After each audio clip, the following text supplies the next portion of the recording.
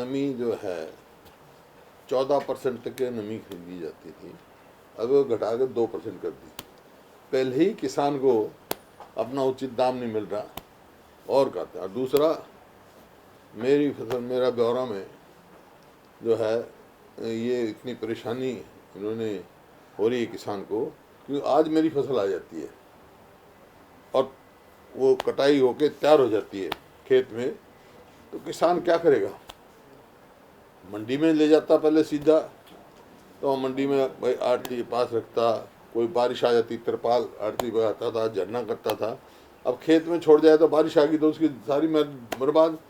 खेत में ना छोड़े तो घर लेके जाए, फिर इंतज़ार करे कब मेरा मैसेज आएगा, वहाँ से वहाँ ढुलाई करे और फिर घर से मंडी तक ढुलाई करे। उस खर्चे को कौन वहन करेगा?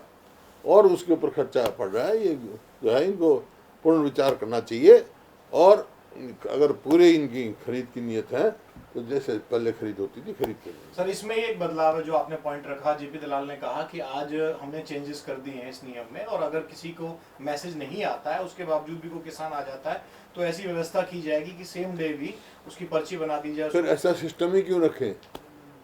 फिर रखें क्यों? फिर तो मतलब रात अगर मैसेज का तो गेट से ही वापस कर देते हैं।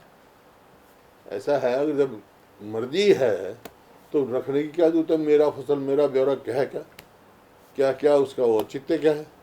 जबकि जो अब तो सुप्रीम कोर्ट ने स्टे कर रखा है, 3 कानून, किसी कानून में तो फ्री मूवमेंट है, कोई कहीं ले जाए तो इसका मतलब तो कोई वो उस कानून का भी उल्लंघन होगा अगर वो लागू होगा तो।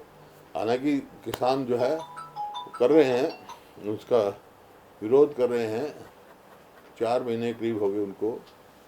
अब तो उनकी सुनवाई का समय आया है, भाई उनकी बात सुनो।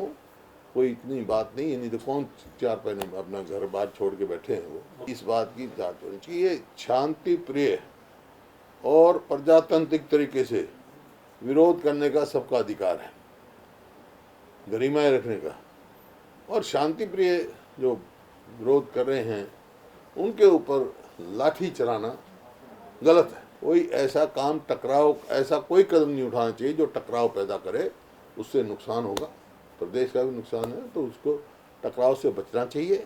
और जो किसानों की बात सुन के, तो भाई इसमें तो वाद विवाद, संवाद और समाधान 3 ही तरीके हैं प्रजातंत्र में।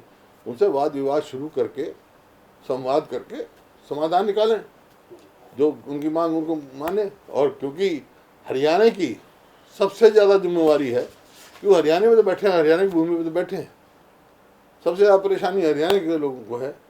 तो यहाँ से कोशिश करके बात करके दिल्ली में भी अपना प्रभाव का इस्तेमाल करना चाहिए ताकि किसानों की बात मानी जाए।